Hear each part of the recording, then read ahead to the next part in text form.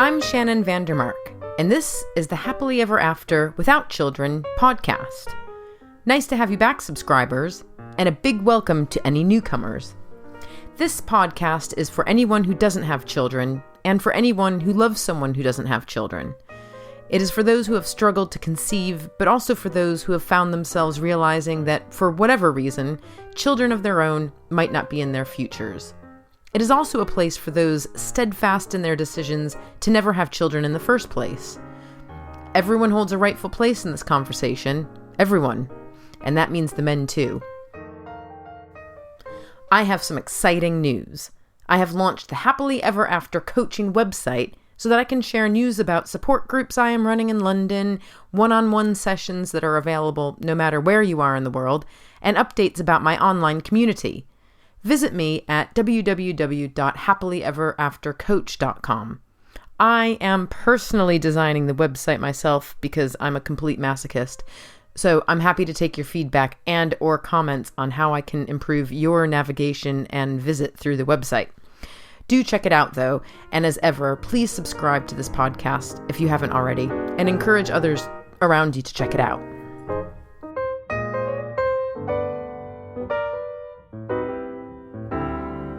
I was really tempted to add some sleigh bells to my music transitions as we are belly deep in the holiday season, but I figured you'd be getting enough of that malarkey from your favorite radio stations, hair salons, nail salons, malls, and supermarkets, so I'll give you a break. Happy Christmas if you're in the UK, and happy holidays if you're in the US, and season's greetings to everywhere else.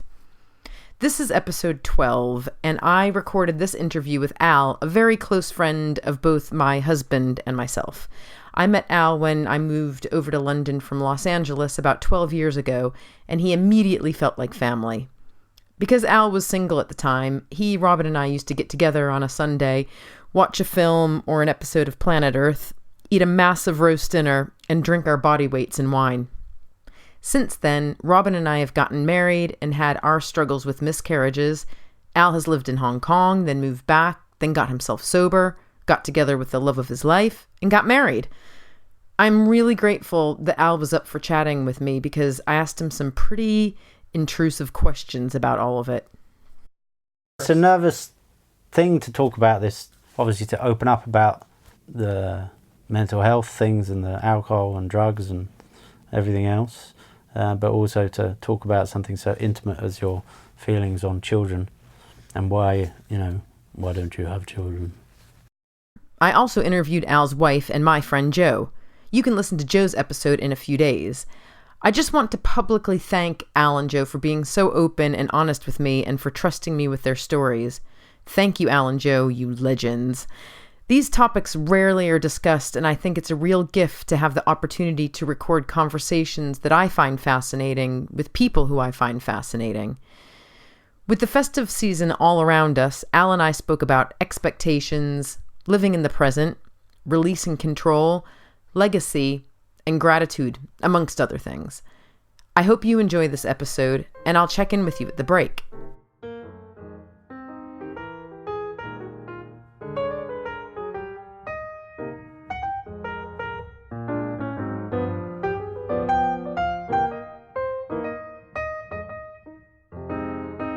Hi, Al. Hi, Shannon. How are you? All right, yeah. Do you want to set the scene for our listeners? Yeah, we're in your very nice office/spare room, is it? Yeah, that's right. And it's nice. It's got some lovely pictures on the wall of things that you've done together and memories and some weird kind of writes, like, they wipe down things that you write on? Yeah, it's like the most amazing thing ever. They're removable whiteboards. So clever. I just put different whiteboards have different to-do lists and thoughts on them. Nice.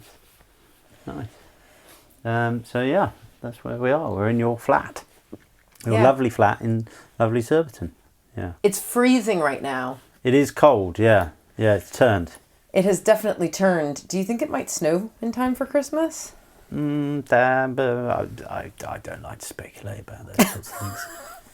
It would be so rude to speculate. Nobody likes to be wrong. Well, and it's just I have no Mother Nature has her own plan, and I'm not involved. I don't remember the last time we had snow for Christmas here. No. Would have been a long time ago, though. Yeah, Like I don't remember. 5 years at least. So I usually like to start these chats by just talking a little bit about.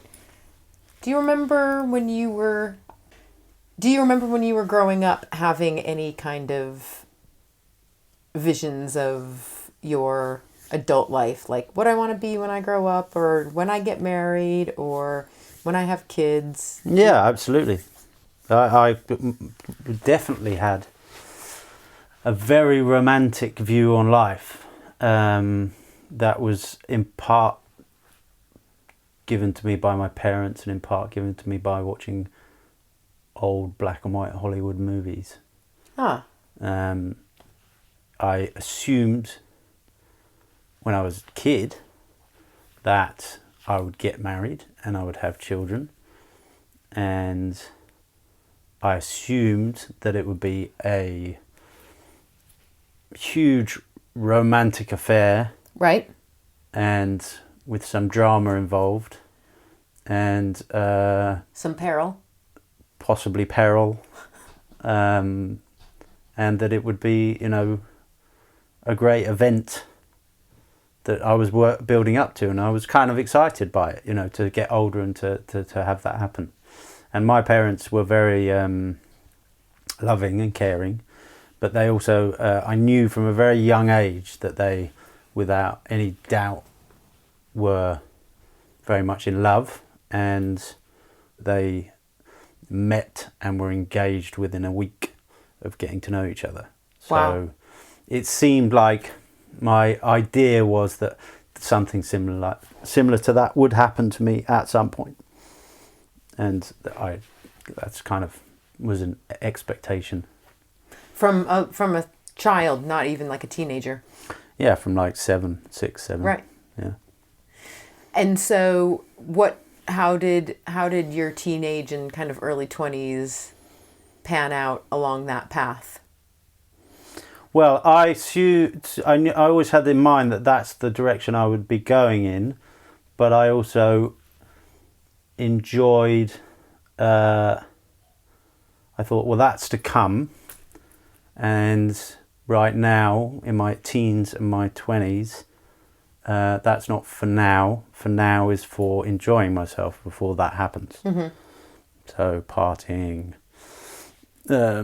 And building a career, and getting all those things together, eventually getting sort of a house and having almost the identical kind of imprint sort of pathway that my parents had, but with the added extra of me sort of like being like excessively partying. So excessively partying, but still having the same end result. Yes. As your parents. Yes. And around what age do you think were you when you decided you were ready to settle down? Did you reach an age where you were like, okay, I'm ready now? Yeah. There was about 30-ish, and it was mainly due to the fact that all of my friends seemed to be in relationships and on the pathway to getting. I must have been to over 100 weddings. Wow, that is a lot. And yeah, it just seemed like that's what everybody was doing, and then everybody started having children and things like that. So as my 30s progressed, it seemed I started to lose patience with it a little bit and be like, okay, this isn't really happening. In retrospect, if you can think back to that time, do you think that your impatience was mostly to do with kind of being abandoned by your friends and wanting what they had, or did you honestly feel like you were just ready regardless of what your friends were doing? Feeling like I was ready mentally, like, so yeah, I think you're right in a sense that a lot of it was peer pressure, in the sense that that's what everyone's doing, and I now seem to be the only one who's not. I literally got to a point where towards the end of my 30s where it seemed to me, whether it was true or not, that I was the only single person left in my friend group. Right. My mindset was, poor me. Poor me, I haven't got the wife. Poor me, I haven't got the children. Poor me, I haven't got this thing that I had, when I was 7, had thought was a natural thing to happen. Would just happen. This is what happens to people. Yeah. And so when at 35, it was becoming fairly clear to me that wasn't going to be my story. I was like, well, shit, what the fuck is my story? And were you feeling like that? Yeah. And like, what's the point if I'm not going to have companionship and children? What is the point? So when did you realize that your unhappiness with your happily ever after was in your control, and actually you needed to change something to get to that place? That's a tricky question, because is it complicated? It's not in my control. Okay, so what does that mean? So it was the opposite. It was when I realised it wasn't in my control, whereas I thought it was always, I had to control the outcome of my destiny. Mm-hmm. And when I got sober, it was pointed out to me that I couldn't control the outcome of my destiny. And so I had to surrender to life as it is. Mm-hmm. And that's the only way I would be content. Because if I'm trying to control something that I cannot control, like whether I'm going to meet someone, whether I'm going to have children, whether I'm going to have a roof, like a nice house in the suburbs, whether I'm going to have the job I want, I can work towards those things, but I can't actually control the outcome of them. Did you ever compare yourself to others, and did that affect your? Yeah, of course. That's the whole. Yeah, that's the whole point of it, is that I was constantly comparing myself to others, in the sense that my brothers, my sisters, all their lives, it's about who's closest to you. Everyone who's you guys, all of my close friends, everybody seemed to have life figured out. Right. And I didn't. And I was like, was there a manual handed out that I was, they forgot to give me? What the fuck? Seriously. So everyone around me seems to have, and their manual has enabled them to have a nice house, has enabled them to have, and that seems ridiculous or, stupid, but, I lost my house through my drinking. So I was on a point of, like, I can pay the rent. I can't even hold down a job. Yeah. Let alone have children. How did they know how to do that and I don't? How is that possible for people to figure that out? I've tried for what seemed my adult life, 20 years, to do this thing that everyone else seemed to know how to do. And at the end, after 20 years, I just went, fuck it, I don't know. I don't understand. And that was the point where it was like, that was the tipping point, the changing point, was when I actually sort of, like I said, like tried not to control the outcome anymore. When I stopped going, well, I've just got to do this, I've just got to fix this, I've just got to try this, I've just got to do, I've just got to get a better job. If I just get the girlfriend, then everything will fall into place. And if I just get the job, everything will fall into place. If I just find the right place to live, everything will fall into place. And it was more just stepping back and going, okay, well, if I don't do any of it anymore, it'll all fall into place. And it did. Tell me about it all falling into place. And I know you're making it sound slightly more simplistic than it was, it all falling into place. Or did it feel that easy? It felt really simplistic. It felt like suddenly I'd been given the manual. And it was like, oh yeah, because and I don't. It wasn't. It wasn't. It was like I stopped controlling it. I stopped trying to force it all. Like the Hollywood romantic story that I'd been sort of trying to perpetuate in my life, trying to create. I stopped trying to create and started living in the moment, and I started to, there were loads of aspects to it, but obviously I started to, I addressed what I thought was wrong with me and the world, and then I moved on. I didn't sit in it and thinking, okay, well, these are my problems. I was, taught that, once you've addressed it, you move on. And I became, as I became sober, I became to like myself a lot more. I took action, and I tried signing up to online dating and stuff like that, and it was rubbish. I didn't like it. And then I saw Jo, my now wife, on Facebook, and thought, oh yeah, I like her. You had met her before, and I had met her 10 years prior, and I thought, well, I'll see what she's up to. And I messaged her, and she messaged back, and the rest is history. We went on a date, and then started dating, and then it all sort of presented itself in a way that I'd never had before. I'd always tried to control it or influence it, or this isn't right, or that's not right, or it just kind of unfolded in what seemed like a very natural way. And so we've been partners for 3 years now, nearly, and we've been married for a year. So in the end, I got my Hollywood romantic story. It's such a Hollywood romantic story, actually. But not in the way I would have written it.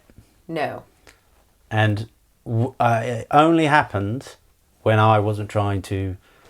There's a phrase that's used a lot in recovery, which is called direct the show. So when I wasn't trying to tell all the actors where to be and where the lights should be and how the script should be written, when I said, all right, I clearly have no control over this. When I stepped back and stopped trying to control it, it just unfolded in front of me. Like naturally, like it seemed to do for so many other people in life. So I was overly managing it before. And then Do you think people who aren't in recovery can have that? Absolutely, everybody can have it. You just have to let go of control. Yeah, well, it's one of those things that it's kind of like the sort of blessing of recovery is that you're forced into it. Most people aren't forced into it. Most people can get through life without having to do that.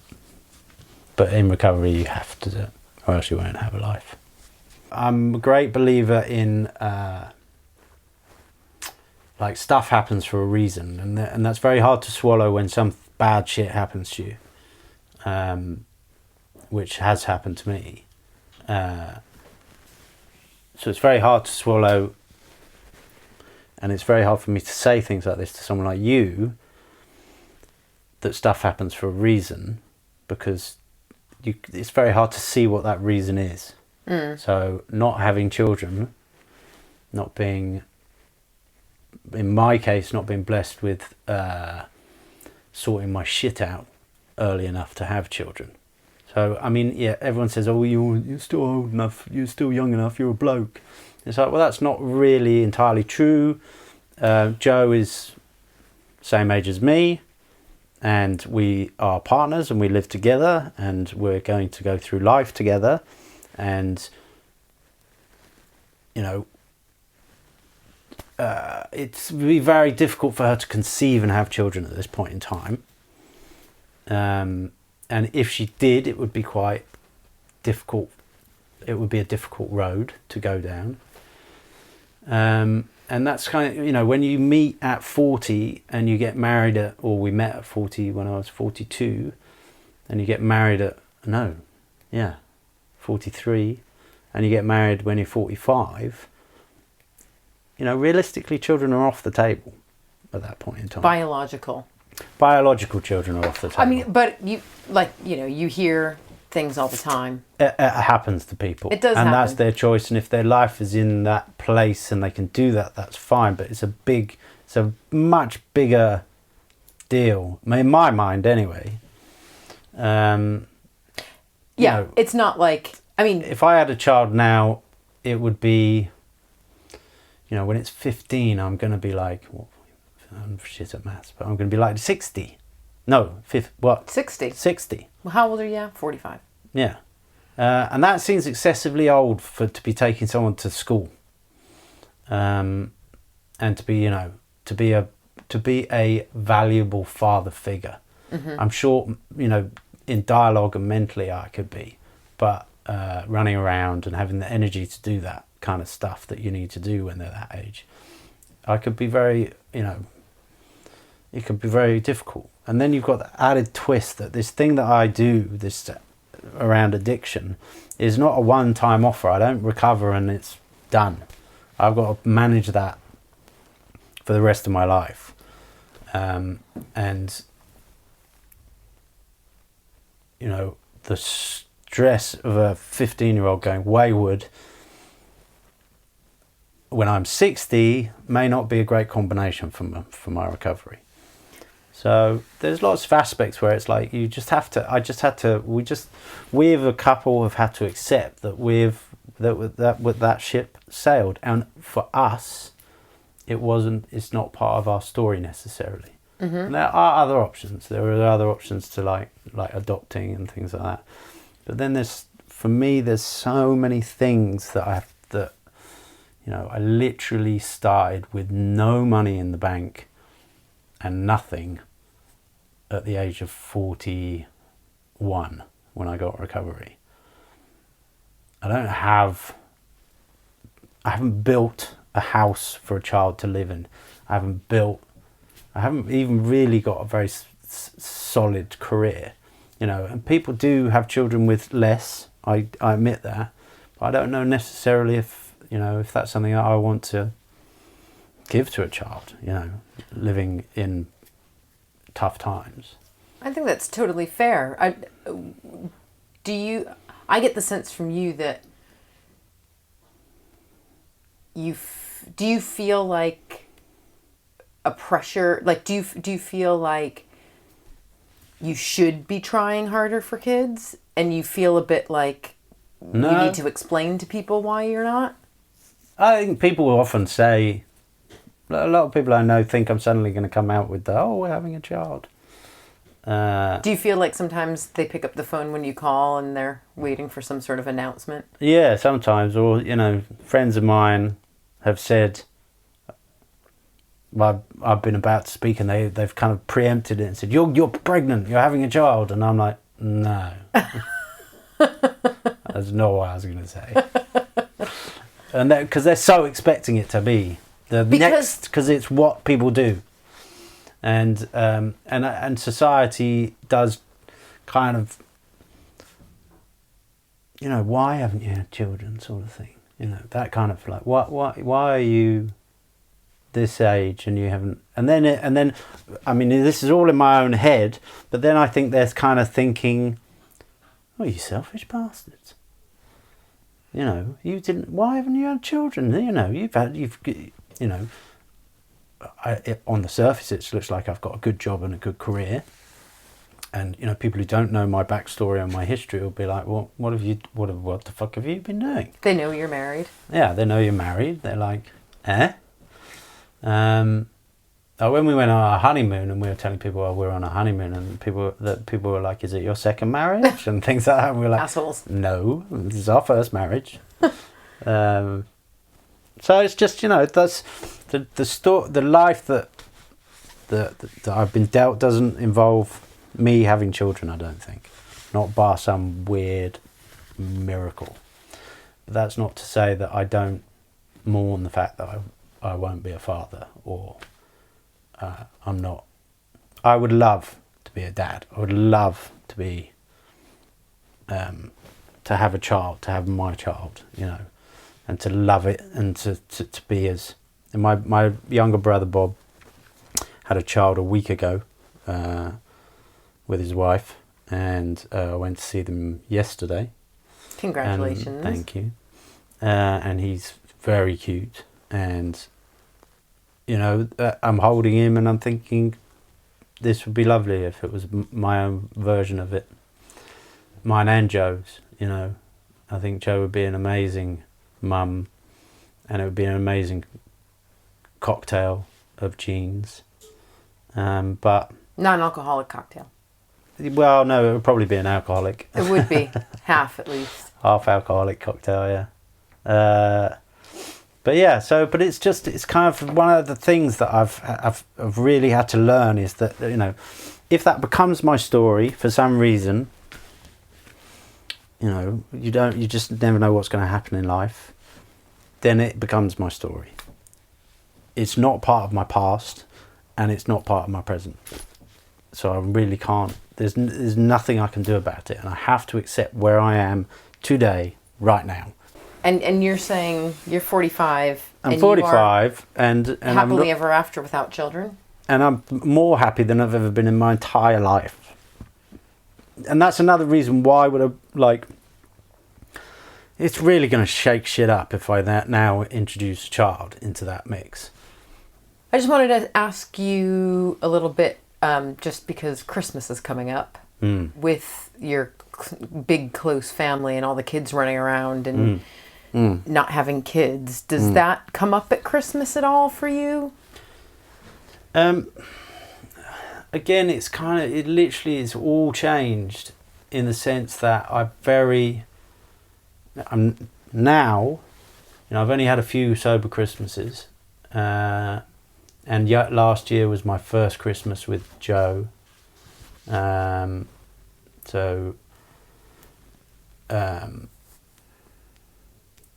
Now I'm just, it sounds really soppy, but I'm just so grateful for everything that I have in my life. I'm so grateful for my family. I'm so grateful for my nieces and nephews and how cool and cute and funny and brilliant they are. And I'm so grateful that my dad is still with us and he's still as healthy as an ox. For me now, Christmas is about recognizing all of those things and embracing all of those things and not turning any of those things into poor me, because that's not what it's about. It's not about poor me. It's about being present in this year, this Christmas, and what I've got around me at the moment. Because when you lose everything and you think you've lost everything, and you spend years, like my mum passed away 15 years ago, and my mum, Christmas in our house growing up was like, if you could paint it in a picture or put it in a movie, it was the ideal idyllic Christmas, and she cooked for 2 weeks before Christmas, and the house was full of food, and the house was full of people, and there were presents galore, and it was just as you would imagine the perfect Christmas to be. And then as soon as she died, that all stopped, like abruptly, and it was no longer. So part of my whole self-pity and problems were like looking back at that and thinking, well, that's all gone now, and I'll never have that again. And not being present in the now and what I do have now, and it's understandable to have some grief around that, and to have some sadness about losing that, but this is quite a common saying, but resentment is a poison that only you drink. So resentment for not having that Christmas or that family or home or that this or that, the only person who's feeling that pain is me. Or those kids running around. What do you mean? Resentment for not having the kids running around. Resentment for not having, exactly, yeah. So exactly. So not having, for not having the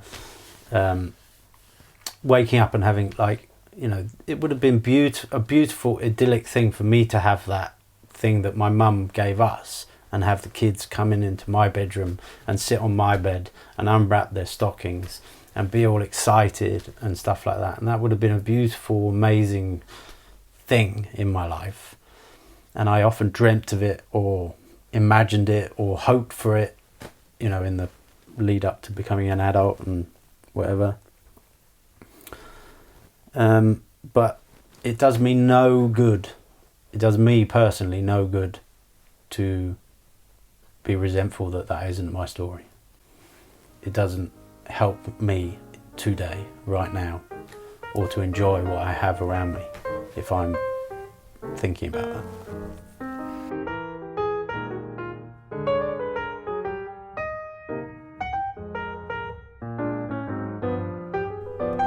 I'm going to take a short break here to talk about my own thoughts on this festive holiday season. Well, I used to call it the holiday season when I lived in the US, and now I call it Christmas because most of the people in the UK call it Christmas. You know, Thanksgiving is not celebrated here, obviously, so Christmas is our non-denominational holiday. It's more of a season than a religious reference, so everyone wishes one another a happy Christmas when you're out and about. I like that. Anyway, in regards to being involuntarily childless, Christmas is pretty much on par with Mother's Day when it comes to occasions when we can really focus on all of the lack in our lives. We don't have a family Christmas card to send out with our beautiful children on it. We don't have a stocking hung up for little Timmy. We don't have a children's school concert to attend, no Santa letter to help write, no little people who can't sleep past 5 a.m., no sound of shrieking and tearing open parcels in the morning. No shared day with our children and their cousins. We lack, we lack, we lack. When I think of all we lack, I get incredibly sad. It's not fair. How has life turned out this way? For so many years, I felt as though I was putting on hold the making of family traditions, waiting for our family to be complete. But was I actually putting everything on hold? When I'm fortunate enough to be with my family for Christmas, we choose names and each of us buys a special gift for one adult. Then we all overwhelm my nephew with tons of gifts. We stay up all night playing Mexican train dominoes. We watch Love Actually. Mom ruins the Jell-O mold again and wonders why she can never get it right. We have Bloody Marys in the morning with our breakfast casserole. When we're celebrating here, Robin and I often go to our local pub on Christmas Eve and listen to the brass band play Christmas carols before they head to midnight mass. We have Robin's parents and brother over for dinner, and we go absolutely overboard with every dish. This year it's spiced rum and pear cocktails, smoked turkey, chestnut stuffing, sausage stuffing, sage and onion stuffing, shredded Brussels sprouts with bacon, pigs in blankets, braised red cabbage with apple, homemade boozy cranberry sauce, and who can forget the mince pies and Christmas pudding with custard? We have the same conversations about decorations and gift budgets, and while Robin can't stand untangling the lights, he does it every year. And while I get overwhelmed with all of the decorating, I always do it every year, and usually together we partner up and make handmade gifts for our friends. So all of these years when I might have been feeling as though I was simply going through the motions, I was actually making traditions and we were building memories. And if I can sit down in my favorite chair, enjoying the view of our tree, glass of Bailey's in hand, Robin and Daisy on the sofa, and really absorb all of the abundance in our lives, I can see that there is absolutely nothing at all that's lacking. Thank you, Al, for making this connection for me in my head this year. I hope you enjoy this part, and I'll check in with you on the other side.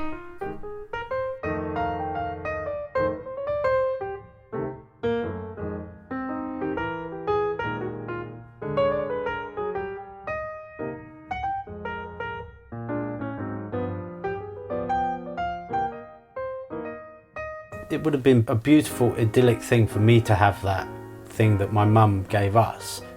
And I often dreamt of it or imagined it or hoped for it, you know, in the lead up to becoming an adult. But it does me no good. It does me personally no good to be resentful that that isn't my story. So it has to be a forced some might say it's forced. You're forcing yourself to not think about these things. But why? Why would I want to think about them? They don't do me any good. Yeah, and I don't know that. I mean, taking control of your own mental activity is a sign of strength, surely. Yeah, exactly. Because you're not just like a blob. No, and you have to continue on, and there is beauty in life, but you have to force yourself to see it sometimes. So, believe me, I wake up pretty much every single day, and the first thought in my head is, fuck. I don't want to know about your sex life, though, Al. No, not that kind of fuck. And I'm sure Joe wouldn't appreciate it. What do you mean? Just like, oh, God. Every morning? Every morning. Well, I thought that all of your work and meditation, you'd spring out of bed. Why there ain't no springing out of bed. It's like, oh, God. Right, I have to do this again. Okay. And I have to start the day with, like, I have a set of tools that I start the day, like you say, I meditate. I read something that's uplifting. I try to focus on other people rather than myself first thing in the morning. Do things like that to get out of my own headspace. Because my own headspace can be, left to its own devices, very negative. Still. So most mornings it's like, ugh. And then I remember, then, oh yeah, no, it's all right. Oh yeah, I've got a wife, she's sleeping next to me. Oh, that's nice. Oh, we've got this nice home. Oh, we've got this. Oh, I've got a good job today. Oh, I've got that. I've got this. But the initial thought is bollocks. It's like, oh, shit. I think what's interesting about talking to you is that just the more universal appreciation of the present day happily ever after with whatever you have. Because, I think people have a million things they could regret or feel lacking in, and not having children for whatever reason is a big one, but there's a lot of other things, and actually once you get over that lack, there'll be something else. So those tools, I think anybody can employ tools that help them with their day-to-day life, and you do it already. By doing this podcast, you are reaching out to other people and helping them. That alone is a selfless act, and it gets you out of yourself. The way that you will not overcome the way I see it, that you will not overcome your grief or resentment to not having children or whatever it is by not focusing yourself on it too much. If you want to have what I call ease and comfort in your life, which is when you're just like that, you're not anxious about things, you're not worried about things, you're not stressing about the future, and you're not fearful of the past, is firstly making sure your house is in order, so you haven't got arguments, feuds, resentments and things going on with people, and you haven't told anyone a lie or anything that you've got to keep up, because those things take up a lot of headspace. And then sort of focusing on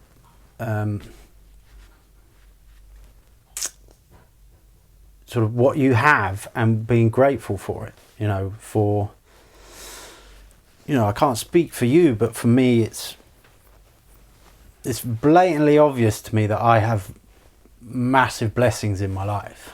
Oh, well, and just to circle back to the Christmas thing. Yeah. If I was out and about in London yesterday, and I think I just had a few moments of, it's sad that I can't spend Christmas with my niece and nephew. Yes. But Yeah. I'm very lucky that I got to see them for Thanksgiving.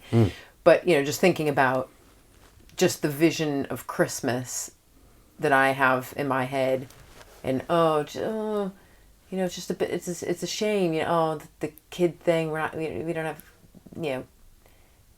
anyone to, these kids in our home to make it what I define Christmas as. And then literally almost trip over some young homeless woman who is like holding up a sign, you know, just recently homeless, and you're just like, and I know it's it's that simple. It's a bit cliche, but it's and it's a bit like a Christmas Carol, but it is.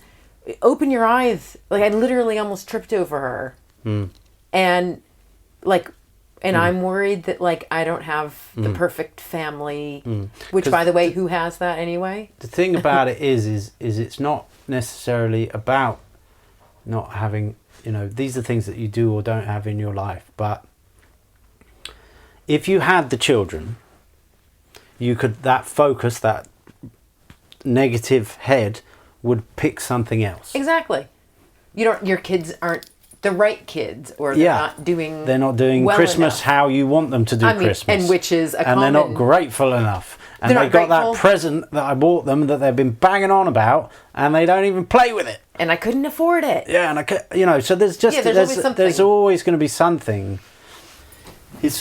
Christmas time is now. I love Christmas now. I love it. I'm so looking forward to Christmas. This will be the first Christmas I've ever been married, and this will be the first Christmas that I will spend in my home.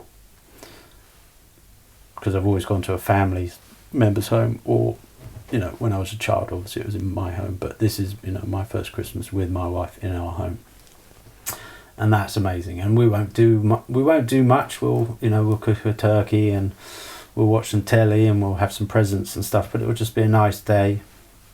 But that for me it's more than I could have ever wished for 5 years ago. It's you know, no matter what you have in your life, you can be grateful for it, and you can appreciate it, and you can see the beauty in it. And if you're sitting there seeing the negative things in it, then you're doing yourself an injustice, because you're the only person that's feeling that. Yeah. You're the only person that's absorbing that negative energy. So, you know, Christmas and New Year, you know, New Year's going to be amazing. Of course. Copenhagen, the four of us. Yeah.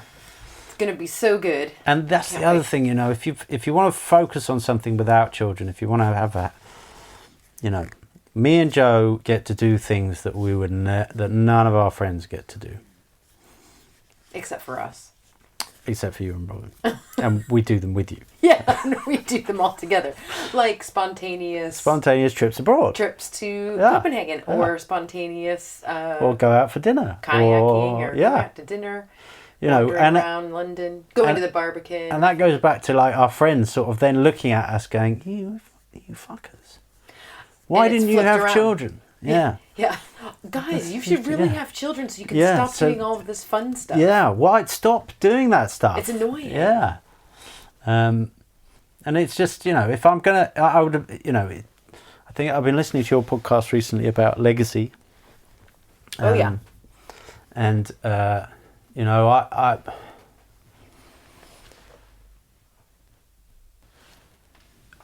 I don't believe in legacy. I don't think. Because I don't think anyone leaves a legacy. God bless her, my mum was a saint, and she left a legacy to an extent within her children, but really she didn't. There's not much. You know, while she was here, while she was present, and she's present with me all the time inside my head, and I talk to her constantly. But there's nothing substantial left behind by her. There's no statue of her. There's no, you know. And even if there was a statue of her, it'd be pointless. Would that be right? Yeah. It's you know, it's. So you don't have that. I don't feel like anxiety. You're leaving. You know, or if I think about not just what your conversation of legacy did for me, was it sort of made me think about, all right, okay, so a grandparent, or, you know, a very distant grandparent, what legacy have they left? Nothing.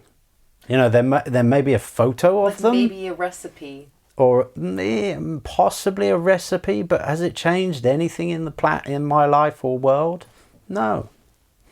it's not had really any effect on me today, right now. And whether it was left to you or not, you Yeah. don't feel a lacking.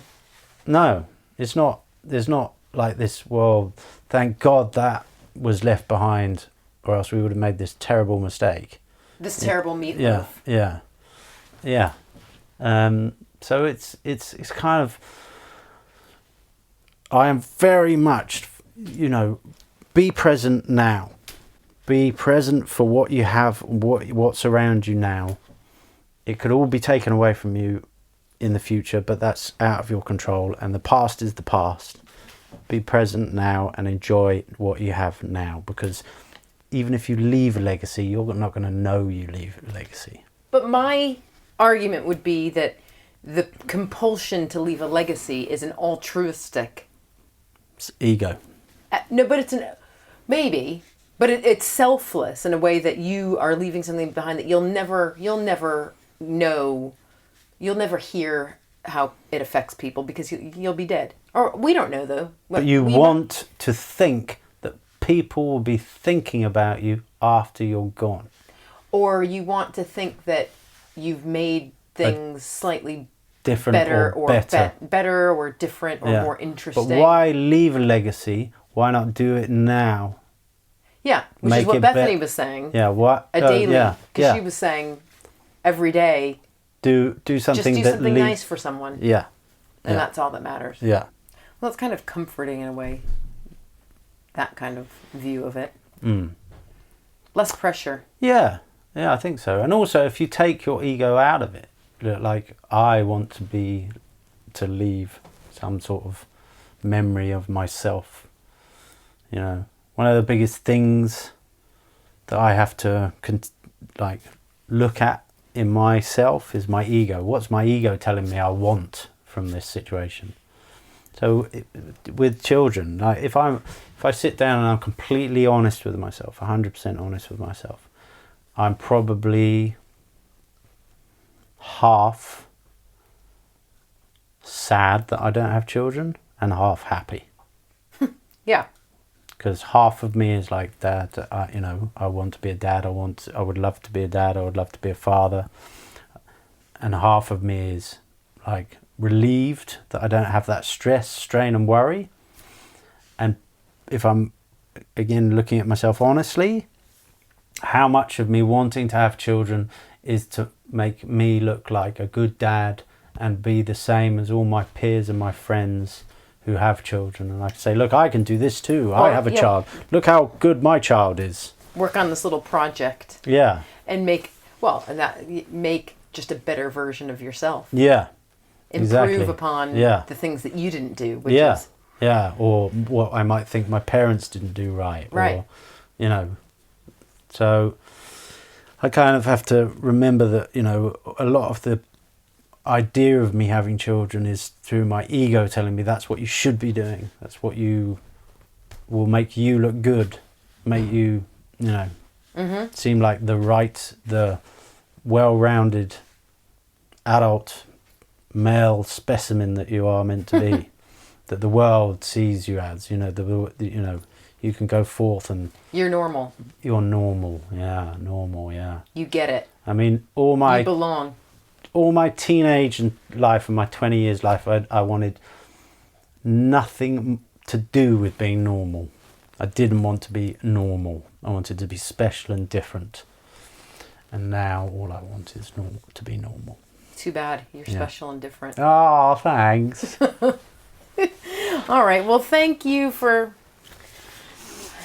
chatting honestly and... Yeah, okay. Yeah, that wasn't as stressful as I thought it was going to be. Good. Yeah.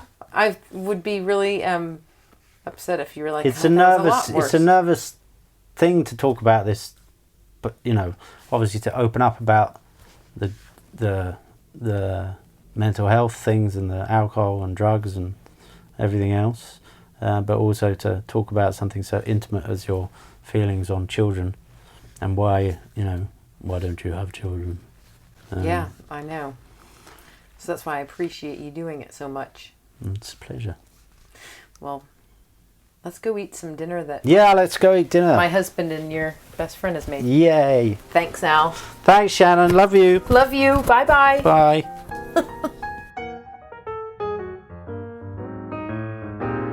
Thank you for listening. In just a few days, I'll release the episode in which I chat with Al's lovely wife, Jo. Please join the Happily Ever After community on Instagram, Facebook, or Twitter if you search Happily Ever After Podcast. Surf on over to my new website, provided to you by my generous patrons, www.happilyeveraftercoach.com. Thank you so much, patrons. Your monthly donations are going directly into my website so that I can build a place for people to hang out, visit, check in, interact, and feel part of the community. If you like the show, please help me promote it in any way you can. You can write a quick review in iTunes. More reviews help make the show more visible to anyone searching for this topic. It's some algorithm thing. Another way to help is to become a patron. Go to the Happily Ever After Without Children page on Patreon. That's patreon.com/Happily Ever After Podcast to make a monthly contribution so that I can remain an independent producer and so that you can get some exclusive perks. And finally, please share details of this podcast with your network of friends and family. You never know who else might be suffering and could really use a light at the end of the tunnel, so to speak. This is your host, Shannon Vandermark, and I thank you for listening.